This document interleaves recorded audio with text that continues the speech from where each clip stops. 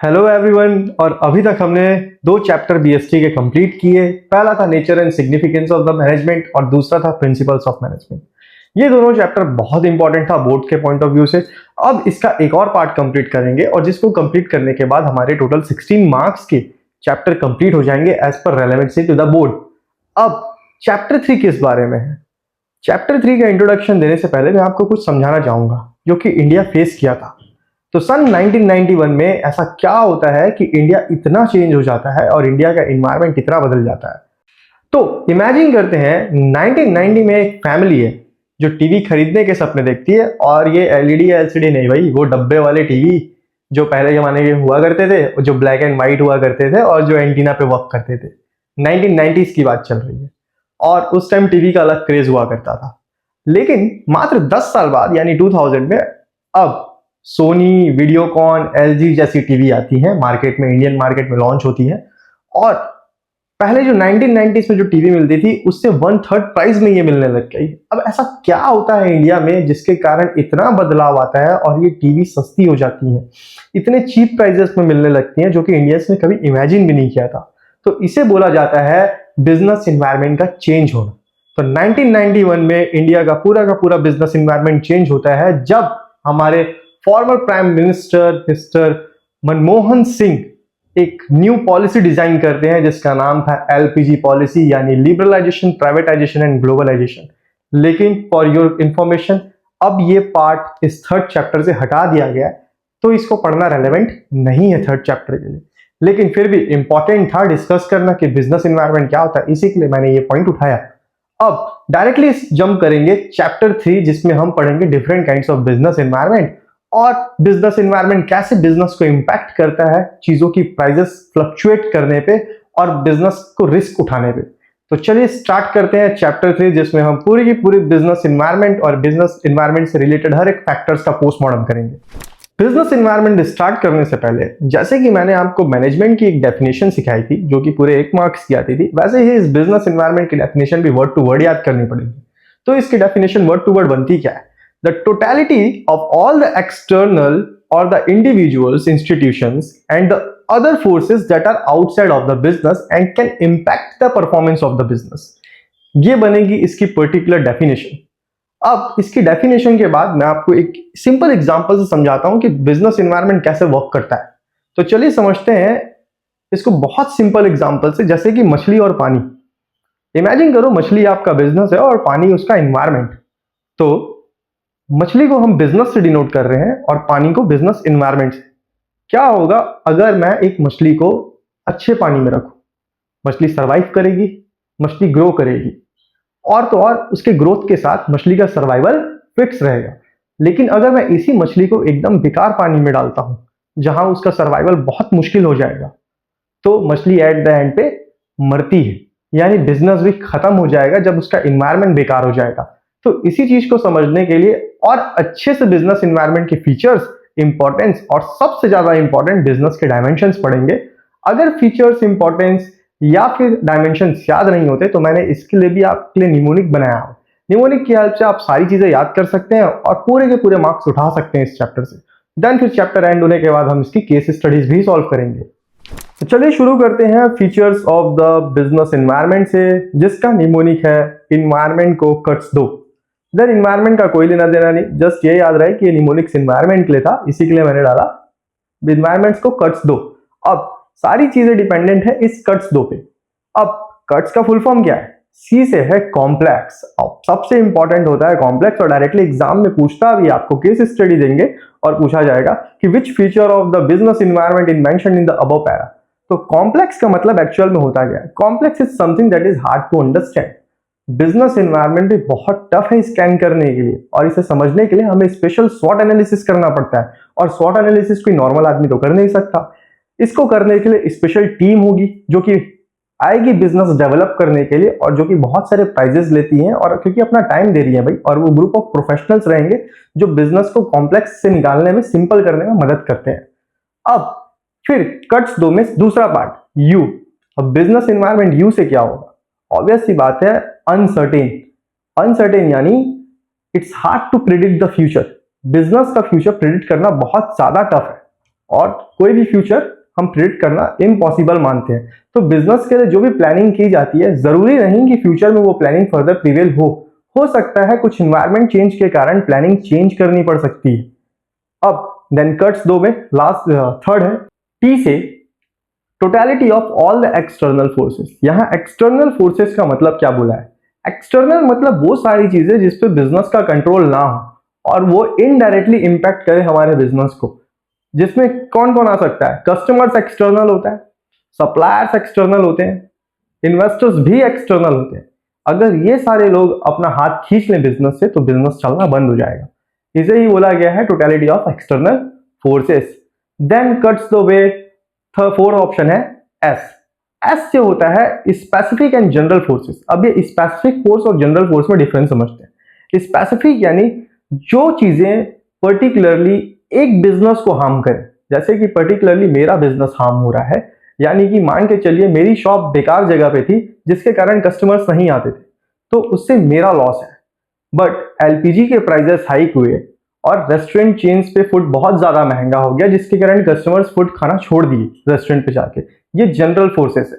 General सबको impact करेगा और बराबर से इंपैक्ट करेगा, बट स्पेसिफिक किसी पर्टिकुलर बिजनेस को इंपैक्ट करता है और उसे ही हार्म करता है। देन हर्ट्स 2 पे लास्ट है डी। अब बिजनेस इन्वायरमेंट क्या होता है? लास्ट है डी। डी यानी डायनेमिक।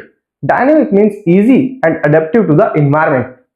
बिजनेस को हमेशा डायनेमिक होना चाहिए, वो किसी भी इन्वायरमेंट पे अपने आप को सर्वाइव कर सके, ऐसे प्लान के साथ चले। इसी के लिए हम ग्रुप ऑफ प्रोफेशनल्स हायर करते हैं जो स्वॉट एनालिसिस की हेल्प से फ्यूचर अनसर्टेनिटीज को प्रिडिक्ट करने में हेल्प करते हैं और हमारे बिजनेस को डायनेमिक बनाने में बहुत ज्यादा इंपॉर्टेंट रोल प्ले करते हैं। अब इतनी सारी चीजें हम पढ़े, फीचर्स के बारे में पूरा एक एक चीज देखा।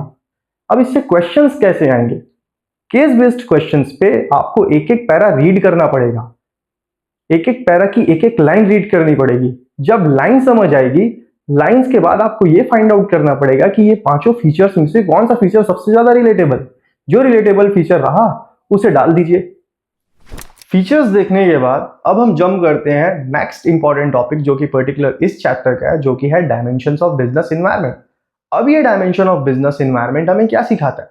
बिजनेस एनवायरनमेंट के टोटल 6 डायमेंशन है, बट बोर्ड से रेलेवेंट टोटल 5 है, लेकिन मैं पढ़ाऊंगा पूरे के पूरे 6 क्योंकि बोर्ड इस बार चेंजेस कर सकता है। और मैंने पिछले 10 साल में एक बार क्वेश्चंस देखा है जिसमें बोर्ड वो 6वां एनवायरनमेंट पूछा है और आंसर स्कीम पे यानी मार्किंग स्कीम पे वो 6th एनवायरनमेंट एडेड था। अब इसको याद करने का निमोनिक है पेस्टल, PESTLE।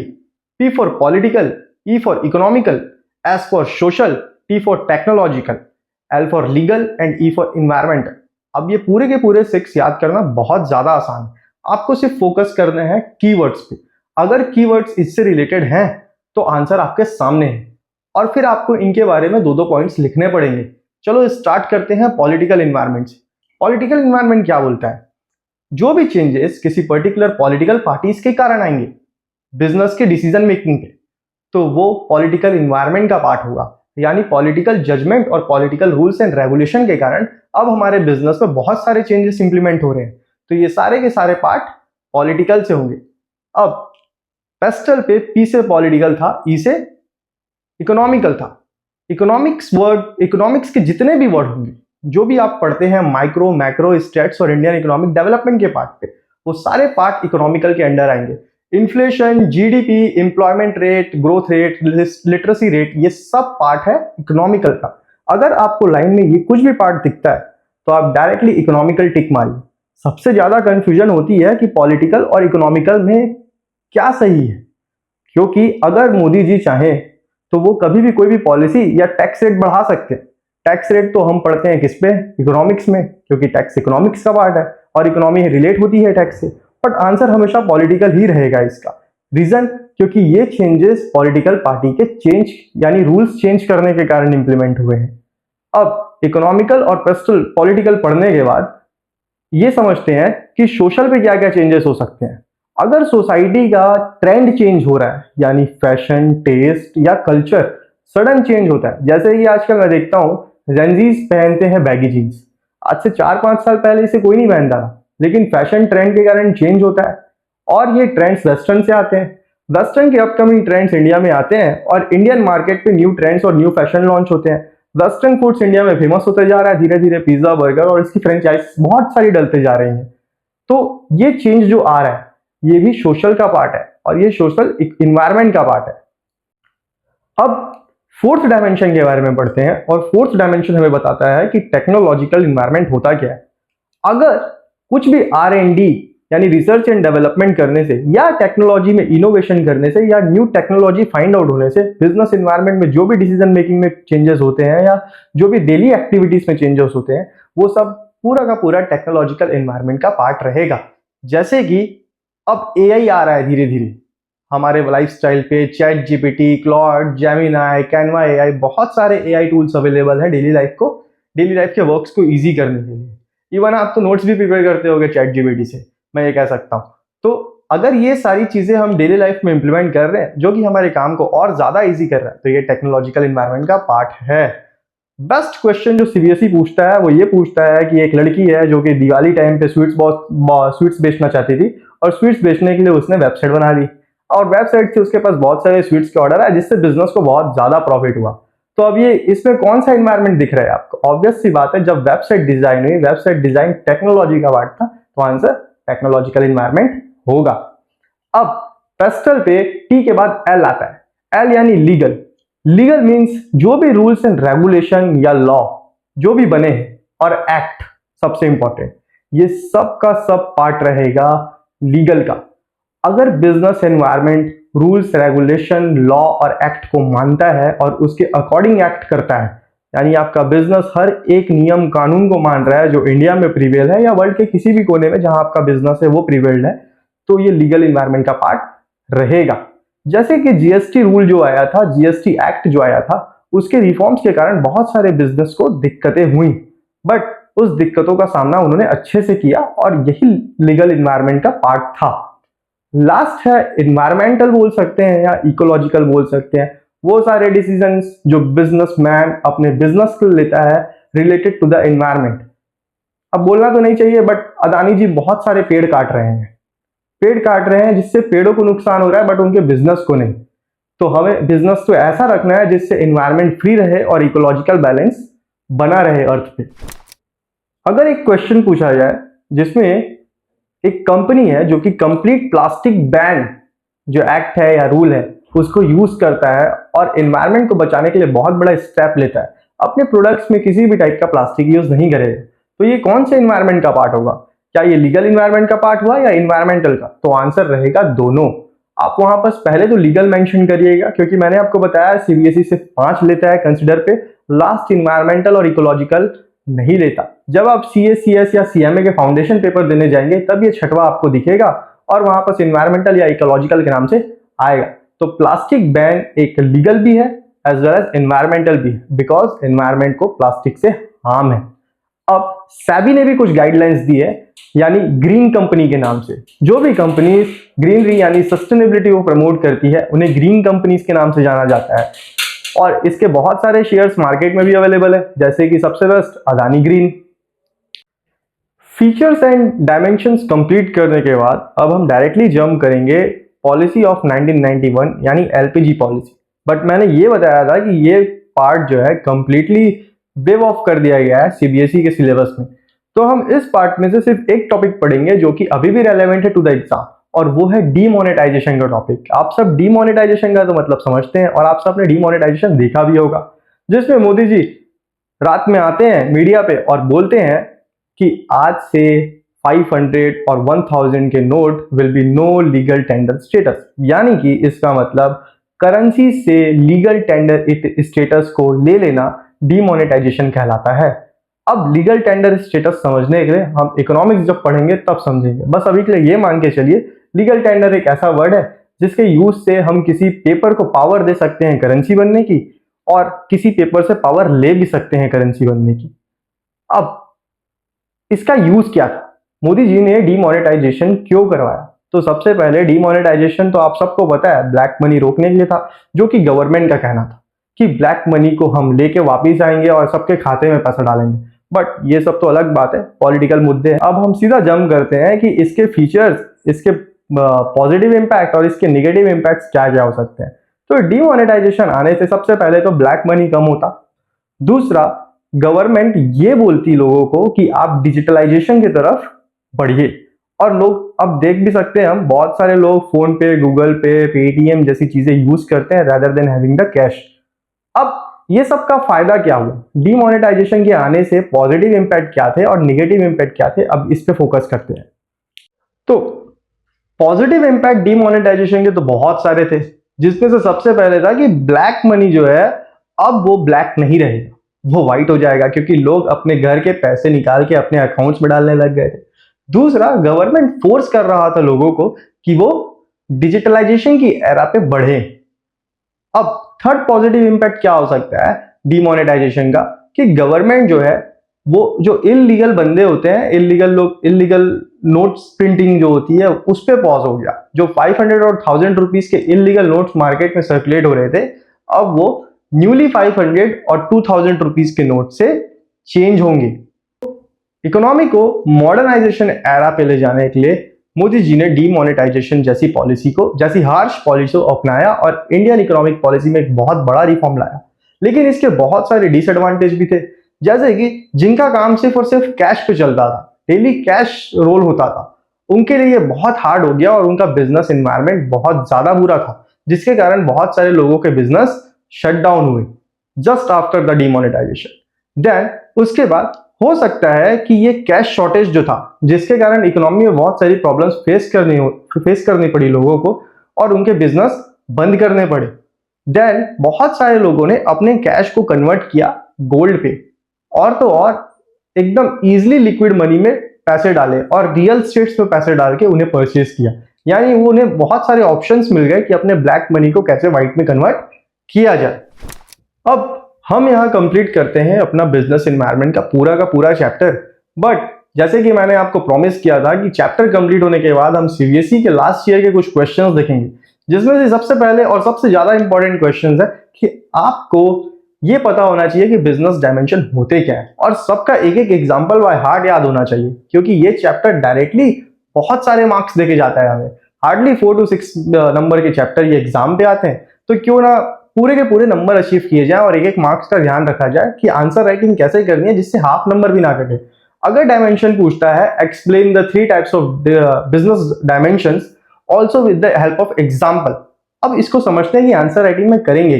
तो सबसे पहले कि आपको तो 5 सीबीएसई मानता है 5, तो पांचों में से कोई 3 बिजनेस डायमेंशंस को लिखेंगे, उसके बारे में एक्सप्लेन करेंगे एक लाइन पे। देन सेकंड पॉइंट पे होगा आपका एग्जांपल, तो एक मेन पॉइंट इसका बनाएंगे कि वो पर्टिकुलर डायमेंशन किस चीज पे वर्क करता है, अगर पॉलिटिकल है, लीगल है, वो जिस किसी पे भी वर्क करे। साथ में डालेंगे उसके रिलेटेड कीवर्ड्स जो कि आप देख सकते हो स्क्रीन पे, और तो और इसके बाद हम लिखेंगे एक एग्जाम्पल लिखने के बाद आपको पूरे के पूरे नंबर मिलेंगे, टीचर कहीं भी नंबर नहीं काट सकता। इसी के लिए तो मैंने बोला है सीधा पढ़ो, सीधा लिखो, सीधा मार्क्स लाओ। अब अगर सीबीएसई अपना फेवरेट क्वेश्चन आपसे पूछ ले, what do you understand by demonetization and its impact on the Indian economy, तो सबसे पहले तो आपको डीमोनेटाइजेशन की डेट डालनी पड़ेगी, फिर उसने कौन कौन से नोट्स को लीगल टेंडर नहीं माना गया था ये डालना पड़ेगा। आफ्टर दैट उसके फीचर्स डालने पड़ेंगे कि डीमोनेटाइजेशन करवाया क्यों गया था। देन उसके इम्पैक्ट यानी positive as well as negative. इतनी सारी चीजें लिखने के बाद अब सीबीएसई आपसे मांगेगा कि आप इस पर्टिकुलर क्वेश्चन को कंक्लूड करेंगे कि डीमोनेटाइजेशन सही था इकोनॉमी के लिए या नहीं। तो वहां पर हेंस देयरफॉर करके नीचे पे एक लाइन आप डालोगे कि yes demonetization was necessary for the Indian economy. अब एक क्विक रिकैप देखेंगे कि हमने इस चैप्टर पे क्या क्या पढ़ा। तो हमने चैप्टर स्टार्ट किया था एग्जांपल मछली और पानी, जिसमें मैंने मछली को बिजनेस से डिनोट किया था और पानी को बिजनेस एनवायरनमेंट से। और इतनी सारी चीजें करने के बाद हम फीचर्स पे आए थे। फीचर पे मैंने आपको कर्ज दो करके एक निमोनिक याद करवाया था। उसके बाद डायमेंशंस पे आया, जिसमें मैंने आपको 6 डायमेंशंस पढ़ाया, बट सीबीएसई के रेलेवेंट तो सिर्फ 5 थे, जिसके लिए भी मैंने आपको निमोनिक दिया, और वो था पेस्टल। पेस्टल कंप्लीट होने के बाद हम डायरेक्टली जंप किए 1991 इकोनॉमिक पॉलिसी, जो कि सिलेबस से कट आउट था। मैंने ऐसा एक्सप्लेन किया, और आफ्टर दैट उसका एक छोटा सा पार्ट जो कि डीमोनेटाइजेशन का पार्ट था इंडियन इकोनॉमिक पॉलिसी से।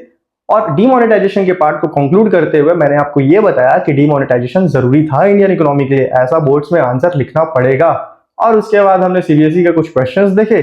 अब मिलते हैं नेक्स्ट वीडियो जो कि होगी प्लानिंग, और प्लानिंग में हम ये देखेंगे कि बिजनेस मैनेज कैसे किया जाता है, क्योंकि ये फर्स्ट फंक्शन है और प्राइमरी फंक्शन है मैनेजमेंट का।